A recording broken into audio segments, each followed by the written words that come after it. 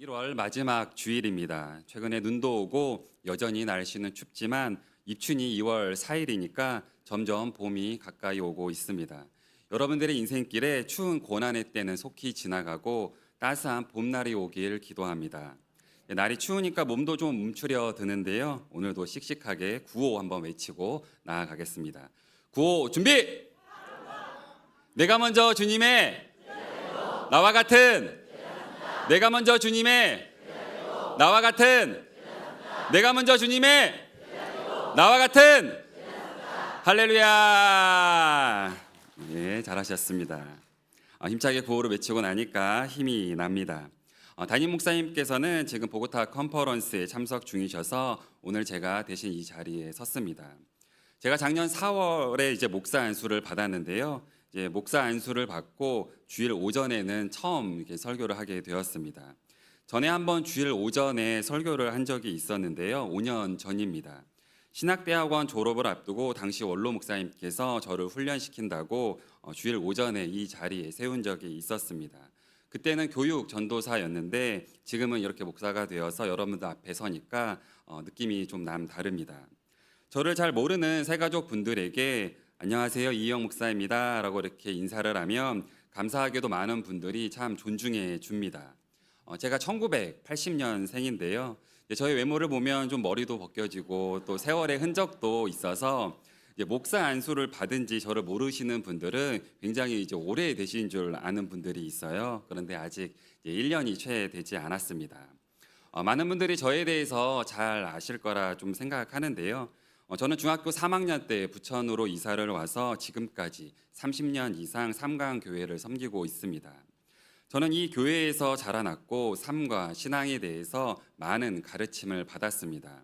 또 20살에는 선포된 복음의 능력으로 말미암아 새롭게 거듭났습니다. 그 이후에 생각지도 않은 큰 질병이 찾아와서 고난의 시기도 보냈으나 교회에서 함께 기도할 때 놀라운 치유를 경험하기도 했습니다. 일반 대학을 졸업한 뒤에는 감사하게도 오랫동안 교회에서 평신도 사역자로 섬길 수 있는 기회도 있었습니다. 그리고 같은 교회의 청년과 결혼도 하게 되었습니다. 그러다 2017년 11월에 4명의 자녀가 있는데요. 둘째 아이가 백혈병 진단을 받고 사경을 헤맬 때 늦은 나이에 신학대학원에 입학했습니다. 저는 지금까지 살면서 내가 감히 목사가 될 거라고는 생각해 본 적이 없었는데요. 이렇게 하나님의 은혜로 여러분들 앞에 서게 되었습니다. 제가 이 자리에 서 있을 수 있는 이유는 오직 예수 그리스도의 공로 때문입니다. 예수님께서 몸소 낮은 곳으로 이 땅에 오셔서 공생애 3년의 기간을 보내시고 온 인류를 위해 십자가를 지심으로 이제는 저 또한 주의 종이 되어서 십자가의 길을 걸어가고 있습니다. 그리고 여러분들도 모두 예수님을 만난 분들이시기 때문에 예수 그리스도의 공로를 인하여서 이곳에서 함께 예배하고 있는 줄 믿습니다. 사랑하는 여러분, 여러분들은 예수님이 역사적인 인물이며 지금도 살아계신 하나님의 아들이심을 믿고 계십니까? 아멘. 다 믿고 계신 줄 믿습니다. 저는 그 믿음에서 한 걸음 더 나아가 성경에 기록되어 있는 예수님의 모든 행적이 오늘날에도 저와 여러분들에게 동일하게 일어나고 있음을 믿습니다. 저는 오늘 본문 말씀을 토대로 예수님께서 공생의 기간에 어떤 사역을 감당하셨는지 살펴보려고 하는데요. 성경이 우리 삶의 실제가 되어서 다시금 새롭게 우리의 삶이 역동적으로 변화되기를 소망합니다. 여러분 혹시 박물관이 살아있다라는 영화를 보신 분 계신가요? 보진 못했어도 영화 이름은 들어봤을 것 같습니다. 2006년도에 나와서 2022년까지 총 4편의 시리즈가 제작되었는데요. 내용은 박물관의 전시물들이 밤이 되면 살아 움직이면서 벌어지는 소동을 유쾌하게 그린 코미디 영화입니다. 이 영화의 모티브를 기반으로 해서 미술관이 살아있다라는 성경 만화가 나왔는데요. 저희 아이들이 좋아하는 만화책이기도 합니다. 이 성경 만화의 내용은 이렇습니다. 은율이라는 개구쟁이 소년이 있었는데 얘는 교회가 재미가 없다며 주일마다 교회 가는 것을 싫어했습니다. 그리고 여동생 선율이가 있는데 귀엽지만 아직 어려서 자신이 많이 돌봐줘야 했기 때문에 그저 귀찮기만 했습니다. 그러던 어느 날 은율이는 홧김에 동생이 없어졌으면 좋겠다라고 말했는데요. 정말로 동생이 사라졌습니다. 그래서 은유리는 친구 다스리와 함께 이제 선유리를 찾아 나서요. 그리고 미술관에 갔다가 거기에 걸린 기독교 성화를 보다가 그 속으로 빨려 들어갑니다. 빨려 들어간 그곳에서 성경 속 인물들을 만나게 되는데요. 아담과 하와, 가인과 아벨, 노아, 그리고 아브라함과 이삭 등 먼저 구약 성경의 인물들을 만나는 사이에 은유리의 마음속에는 믿음이 조금씩 싹트게 되고 결국 하나님을 인격적으로 만나게 됩니다. 이렇게 믿음이 자라난 후에 신약의 스토리로 넘어가서는 예수님의 길을 따라가며 진정한 믿음과 사랑을 배우고 복음이 무엇인지 또 어떻게 살아가야 하는지를 체험하게 됩니다. 비록 어린이 성경 만화이지만요, 저는 성인인 우리에게도 이 만화가 주는 메시지가 있다라고 생각을 합니다. 저는 바라기를 성경이 우리에게 이렇게 읽혀지기를 소망합니다. 마치 성경이 살아 움직이는 것처럼 말입니다. 그래서 함께 이런 고백을 한번 해보기를 원해요. 한번 따라해 보시겠어요? 성경이 살아있다. 성경은 살아 있습니다. 성경의 이야기가 우리 삶 가운데 현실로 드러나서 그 역사하심이 우리의 삶으로 증거되기를 원합니다. 그래서 성경이 신비나 허구가 아니며 역사적인 사실이고 오늘날에도 실제로 일어나고 있는 진리임을 깨닫게 되기를 소망합니다. 오늘 저는 신약 성경의 첫 번째 책인 마태복음에서 본문 말씀을 이제 정해 보았는데요. 예수님의 제자인 마태는 세리 출신답게 마태복음을 매우 짜임새 있게 기록을 했습니다. 1장에서는 예수님의 족보를, 2장에서는 왕이신 예수님의 탄생을, 3장부터는 세례 요한에게 세례를 받으시고 공생애를 시작하는 장면을 기록합니다. 그리고 4장에서는 마귀의 시험을 물리치신 예수님께서 본격적으로 어떤 사역을 펼쳐가는지를 기록하는데요. 단 한 절 말씀으로 예수님께서 이 땅에서 어떤 사역을 감당하셨는지를 잘 요약하였습니다. 본문 23절 말씀 다시 한번 보시면 예수께서 온 갈릴리에 두루 다니사 그들의 회당에서 가르치시며 천국 복음을 전파하시며 백성 중에 모든 병과 모든 약한 것을 고치시니라고 하였습니다. 마태는 예수님의 사역을 매우 간결하면서도 핵심적으로 정리를 하였는데요. 크게 이렇게 세 가지 모습으로 기록하였습니다.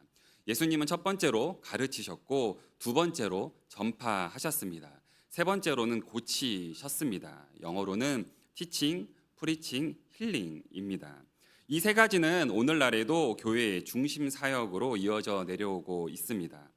오늘 저는 예수님의 이 세 가지 사역에 관해서 함께 은혜를 나누고자 하는데요. 바라기는 성경에 기록된 놀라운 일들이 우리 삶 가운데 체험되어지고 그 역사가 우리에게 강력하게 일어나길 간절히 소망합니다. 먼저 첫 번째로 살펴보고자 하는 것은 예수님의 가르침입니다. 예수님은 가르치셨습니다. 23절 상반절 말씀 다시 보면요. 예수께서 온 갈릴리에 두루 다니사 그들의 회당에서 가르치시며 예수님은 회중들을 쉽게 잘 이해할 수 있도록 성경을 가르치셨습니다. 말씀을 풀어서 교훈을 주는 설교를 잘 하셨습니다. 예수님은 주로 회당에서 말씀을 가르치셨는데요. 누가복음을 보면 예수님이 나사렛에 가서 안식일에 회당에서 가르치는 장면이 이제 나옵니다. 예수님은 그때 선지자 이사야의 그 글을 강론했습니다. 누가복음 4장 16절에서 20절 말씀 한번 보겠습니다. 예수께서 그 자라나신 곳 나사렛에 이르사 안식일에 늘 하시던 대로 회당에 들어가사 성경을 읽으려고 서심해 선지자 이사야의 글을 들이거늘 책을 펴서 이렇게 기록된 데를 찾으시니 곧 주의 성령이 내게 임하셨으니 이는 가난한 자에게 복음을 전하게 하시려고 내게 기름을 부으시고 나를 보내사 포로된 자에게 자유를 눈먼 자에게 다시 보게 함을 전파하며 눌린 자를 자유롭게 하고 주의 은혜의 해를 전파하게 하려 하심이라 하였더라. 책을 덮어 그 맡은 자에게 주시고 앉으시니 회당에 있는 자들이 다 주목하여 보더라. 당시 회당에는 두루마리 성경이 비치되어 있었습니다. 그래서 예수님은 두루마리 성경을 펼쳐서 이사야서 말씀을 낭독하시고는 성경을 관리자에게 넘겨준 뒤 자리에 앉으셨습니다. 그러자 회당에 있는 사람들이 예수님을 주목하기 시작했습니다. 당시 관례에 따르면 회당에 초청된 랍비들이 일어서서 성경을 봉독한 뒤에 다시 자리에 앉아서 그 그 말씀에 대해 가르쳐 주었습니다. 그러므로 사람들이 자리에 앉은 예수님을 주목했던 것은 예수님께서 그 말씀에 대해 설명하는 것을 듣기 위함이었습니다. 그들은 예수님께서 이사야서 말씀을 어떻게 설명하는지를 관심 있게 듣고자 했습니다. 누가복음 4장에는 예수님이 이 말씀을 어떻게 해석했는지 자세하게 기록되어 있지는 않고 단지 회중들의 반응을 기록하였습니다. 예수님은 이 말씀을 읽은 뒤에 그들에게 말씀하시길 이 글이 오늘 너희 귀에 응하였느니라 라고 이렇게 선포하셨습니다. 이 말씀은 구약에서 예언한 말씀이 완성되고 성취되었다라는 것을 의미하는 것입니다. 그래서 예수님은 이사야 선지자가 예언한 말씀을 성취하고 완성하신 분이 바로 자신임을 선포하고 있는 것입니다. 즉 사람들이 오랫동안 기다려왔던 그 메시아가 바로 자신임을 선언하고 있는 것입니다. 예수님은 가난한 자들에게 복음을 전하시고 포로된 자에게는 자유를, 눈먼 자에게는 다시 보게 함을, 눌린 자에게는 자유롭게 하였습니다. 예수님의 이 가르침을 듣고 있던 회중들은 매우 놀라워했습니다. 그래서 어떤 회중은 예수님의 교훈에 놀라며 예수님이 가르치시는 것이 권위 있는 자와 같고 서기관들과는 다르다라고 고백하기도 하였습니다. 하지만 예수님의 가르침을 받은 사람들 중에는 그 말씀을 결국 저버린 사람들도 있었습니다. 예수님의 입에서 나오는 은혜로운 말은 놀랍게 여겼으나 이 예수는 요셉의 아들이 아니냐라고 하면서 예수님을 무시했습니다. 그저 예수님을 목수의 아들 정도로만 여기면서 그에게서 뭐 배울 게 있겠냐 하며 예수님께 배우기를 거부했습니다. 그래서 예수님의 가르침을 끝까지 깨닫지 못했습니다. 오히려 그들은 화를 내면서 참 악한 행동까지 하는데요. 예수님을 동네 밖으로 쫓아내면서 낭떠러지까지 끌고 가서 죽이려고 했습니다. 정말 안타까운 장면입니다. 예수님을 직접 눈으로 보고 그 말씀을 배울 수 있는 기회가 있었음에도 불구하고 결국 그들은 모든 기회를 놓쳐버리고 말았습니다. 그러나 예수님의 가르침을 잘 받으면서 순종하려고 노력했던 사람들도 있었습니다. 바로 예수님의 12 제자입니다. 그래서 예수님은 많은 무리들을 대상으로 가르치기도 했지만 특별히 공생의 3년 동안에 12명의 제자들을 따로 모아서 집중적으로 가르치셨습니다. 그리고 예수님의 가르침을 잘 받은 12명의 제자 중 가롯 유다를 제외한 제자들은 초대교회의 지도자가 되었고 그들 역시 예수님을 본받아 열심히 제자를 삼으면서 말씀을 가르치는 삶을 살았습니다. 그리고 그 가르침이 오늘 우리에게까지 전해지게 된 것입니다. 이렇게 남을 가르치기 위해서는 우리는 먼저 잘 배워야 합니다. 겸손하게 가르침을 잘 받아야 합니다. 가르침을 잘 받아야지 남을 잘 가르칠 수 있는 자가 될 수 있기 때문입니다. 교회는 배우고 가르치는 교육을 매우 중요하게 여깁니다. 그래서 선교 역사를 보면 기독교가 전파되는 많은 곳에는 학교가 세워졌습니다. 예수님께서 앞서 본을 보여주신 가르침의 사명을 감당하기 위해서 학교가 필요했던 것입니다. 우리나라 선교의 역사도 살펴보면 선교사님들이 들어와서 여러 기독교 학교를 세우지 않았습니까? 그만큼 교회에서뿐만 아니라 학교에서도 신앙 교육이 중요했기 때문에 그렇습니다. 이제 그 교육은 교회와 학교에서뿐만 아니라 가정에서도 잘 이루어져야 합니다. 우리는 가정에서 자녀들을 믿음으로 잘 양육해야 합니다. 어릴 때부터 하나님의 말씀을 잘 가르쳐 줘야 합니다. 유대인들은 말을 배우기 시작할 때부터 모세의 오경을 암송하게 했습니다. 그래서 유대인들 중에는 뛰어난 세계적인 인물들이 많이 나오게 되었습니다. 부모는 아이들에게 무엇보다도 하나님의 말씀을 먼저 가르쳐야 합니다. 어릴 때부터 마음과 입술로 하나님을 경외할 수 있도록 해야 하는 것입니다. 바라기는 여러분들 모두가 먼저 가르침을 잘 받아서 남들에게 믿음의 삶을 잘 가르치는 그런 분들이 되시기를 소망합니다. 그럼 적용 질문 드리겠습니다. 첫 번째, 우리 한번 다 같이 읽어볼까요? 나는 지금 믿음의 삶에 대해서 어떻게 배우고 있습니까? 두 번째, 이제 남을 가르칠 준비가 되어 있습니까? 셀모임 때 한번 나눠보시길 바랍니다. 우리가 먼저 배우기를 힘쓰고 이제 남을 가르치려고 노력하는 것은 내가 먼저 주님의 제자가 되고 나와 같은 제자를 삼는 출발점이 됩니다. 여러분들 모두가 셀 모임에 잘 참석하면서 리더에게 배우기를 힘쓰고 또 내가 섬겨야 할 지체가 있다면 인내하면서 잘 가르쳐 주시길 바랍니다. 두 번째로 예수님은 천국 복음을 전파하셨습니다. 23절 말씀 중반절만 보겠습니다. 천국 복음을 전파하시며. 예수님은 갈릴리 지역을 두루 다니시면서 천국 복음을 전파하셨습니다. 역사가 요세푸스에 의하면 갈릴리 주변 지역에는 약 200여 개의 마을이 있었다라고 합니다. 이때 예수님은 걸어서 온 마을을 다니면서 복음을 전파하셨습니다.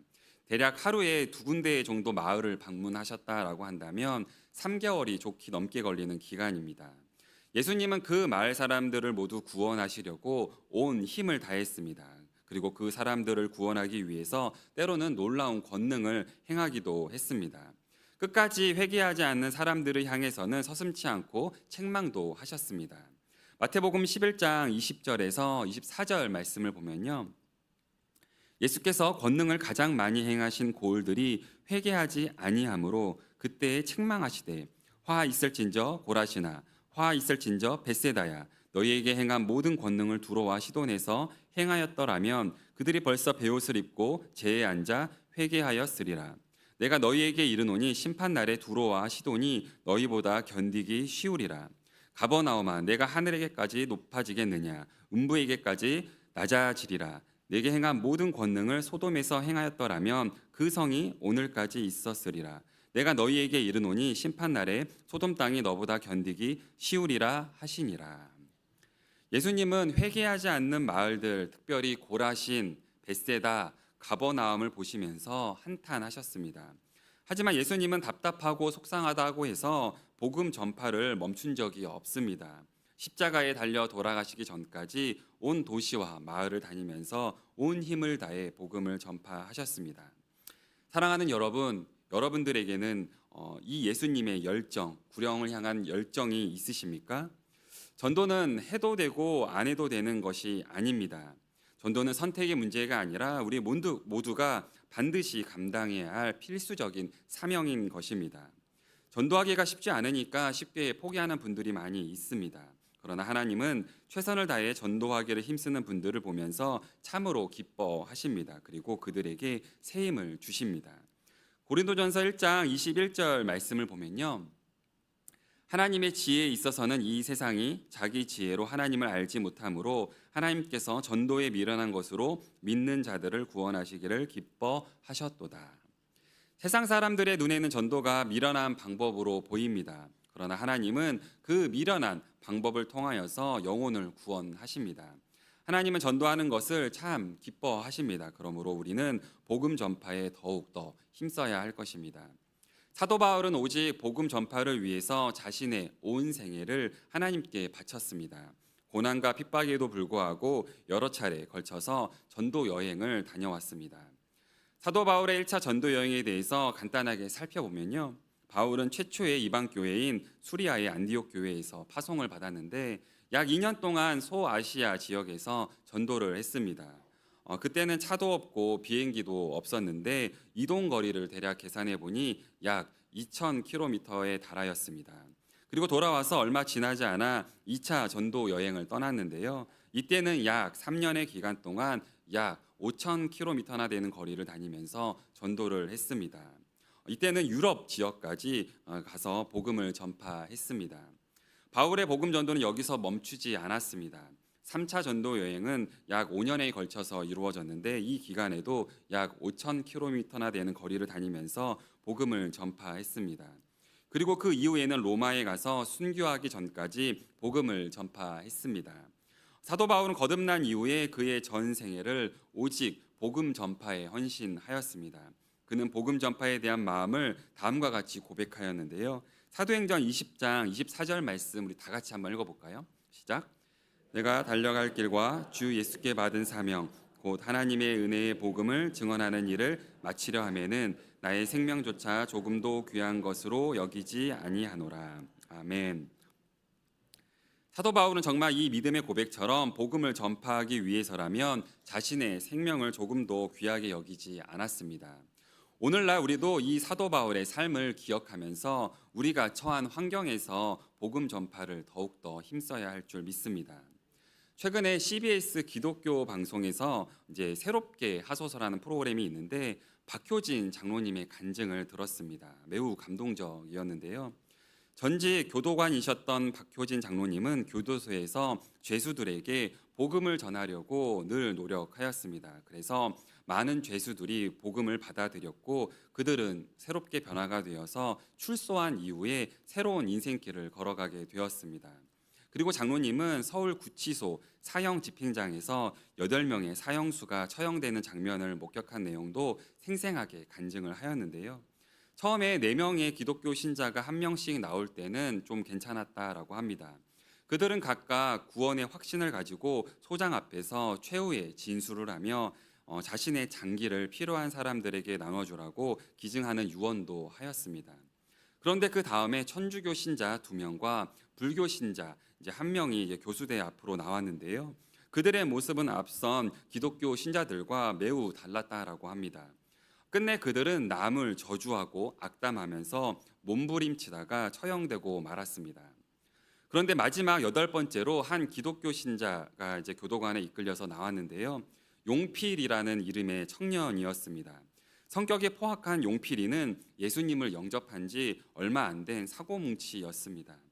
박효진 장로님이 복음을 전해서 예수님을 영접하긴 했습니다. 그런데 장로님이 이 용필이를 신앙적으로 잘 가르치고 양육을 하려고 했는데 사형 집행일이 너무 빨리 생각보다 정해져서 양육을 거의 못했습니다. 그래서 사형장에 이끌려 나온 용필이는 죽음에 대한 두려움 때문에 완전히 인사불성이었다라고 합니다. 몸을 제대로 가누지도 못하고 입가에는 침을 질질 흘리면서 연신 헛소리를 짓거리다가 교수형 밧줄을 보고는 온몸을 부르르 떨면서 오줌을 쌌습니다. 최후 진술도 못했습니다. 어쩔 수 없이 소장은 용필이에게 교수형을 명령했습니다. 그러나 그때 박효진 장로님은 용필이가 저대로 이제 처형되도록 내버려 둘 수가 없었습니다. 그래서 소장님에게 잠깐만 시간을 달라라고 양해를 구한 뒤에 신후의 교도관들 몇 명과 함께 용필이를 붙잡고 간절하게 기도했습니다. 주님, 용필이를 이대로 그냥 보낼 수가 없습니다. 그의 의식을 회복시켜 주셔서 분명하게 신앙을 고백하고 천국에 가게 하옵소서. 이렇게 간절하게 통성으로 기도를 하였다라고 합니다. 그런데 그때 미동도 하지 않던 이 용필이가 갑자기 자세를 바로잡고는 눈을 크게 뜨고 두 손을 높이 들더니 주여, 이 죄인을 용서해 주심을 감사합니다. 할렐루야, 아멘 하면서 분명한 신앙 고백을 한 것입니다. 그리고 찬송가 279장 인애하신 구세주여 내가 비오니 죄인오라 하실 때에 날 부르소서, 이 찬송을 계속 부르면서 덩실덩실 춤을 추더란 말입니다. 그리고 천국에서 만나자라고 최후의 말을 남기고 형장의 이슬로 사라졌습니다. 장로님은 용필이에게 이 찬송가를 알려준 적이 없었다라고 합니다. 그런데 용필이가 이 찬송을 어떻게 알았는지 이 찬송을 그렇게 부르면서 춤을 추었는데 성령의 역사인 것 같다라고 간증을 하였습니다. 우리 이 시간 잠깐 이 찬송가 279장 1절만 한번 좀 다 같이 불러보고 싶은데요. 한번 불러볼까요?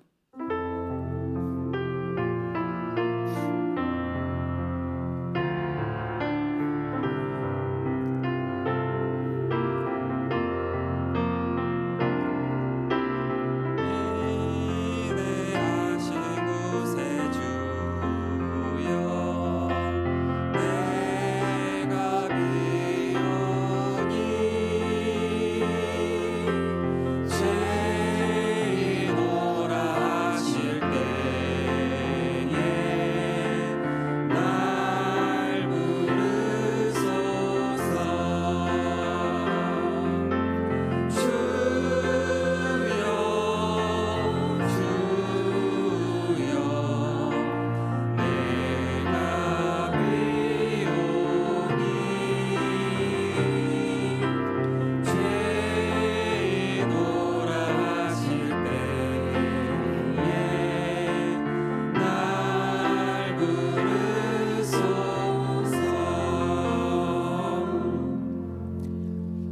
용필이는 마치 십자가상에서 예수님을 만나 구원받은 죄인처럼 죽기 직전에 구원을 받았던 것입니다.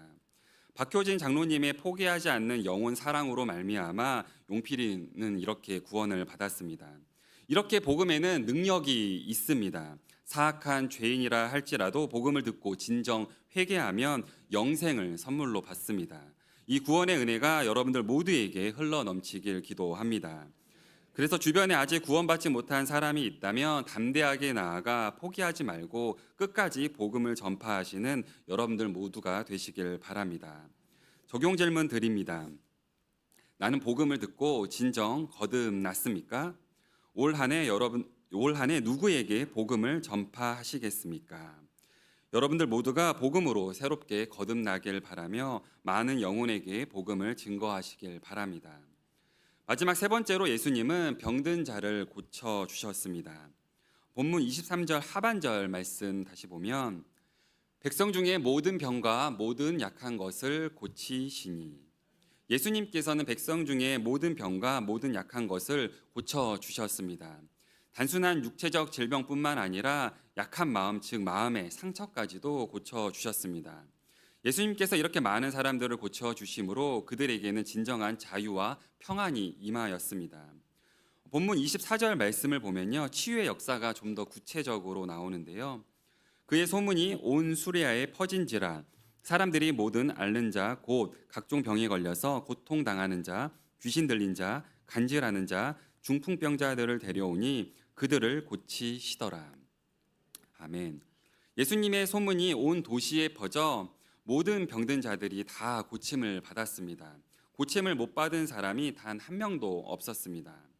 사랑하는 여러분, 하늘 보좌 우편에 앉아 계시며 지금도 살아 계셔서 우리를 위해 기도해 주고 계시는 예수님은 지금도 동일하게 우리의 모든 질병을 치유하시는 분인 줄 믿습니다. 믿으십니까? 아멘.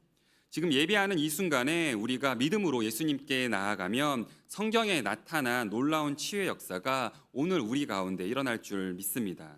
왜냐하면 우리 하나님은 지금도 살아계셔서 우리를 치료하시는 하나님이시기 때문에 그렇습니다. 출애굽기 15장 26절 말씀을 보면 이르시되 너희가 너희 하나님 나 여호와의 말을 들어 순종하고 내가 보기에 의를 행하며 내 계명에 귀를 기울이며 내 모든 규례를 지키면 내가 애굽 사람에게 내린 모든 질병 중 하나도 너희에게 내리지 아니하리니 나는 너희를 치료하는 여호와임이라. 아멘. 출애굽한 이스라엘 백성들을 기적적으로 이제 홍해를 건넌 뒤 광야 길을 걷게 되었습니다.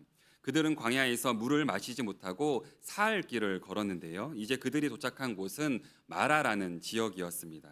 그런데 그곳의 물은 써서 도저히 마실 수가 없었습니다. 그래서 백성들은 그곳 물을 마라라고 불렀습니다. 히브리어 마라는 쓰다라는 의미가 이제 있는데요. 물이 너무 써서 도저히 마실 수가 없었습니다. 그래서 이스라엘 백성들은 모세를 원망했습니다. 그때 모세는 하나님께 기도합니다. 그러자 하나님께서 모세에게 한 나무를 가리키면서 그것을 물에 던지게 했습니다. 이때 놀랍게도 도저히 써서 마실 수 없던 물이 단물로 변하였습니다. 그러면서 하나님은 모세에게 나는 치료하는 여호와이다라고 선포하셨습니다. 사랑하는 여러분, 우리 주님은 인생의 쓴물을 단물로 바꾸어 주시는 분이십니다.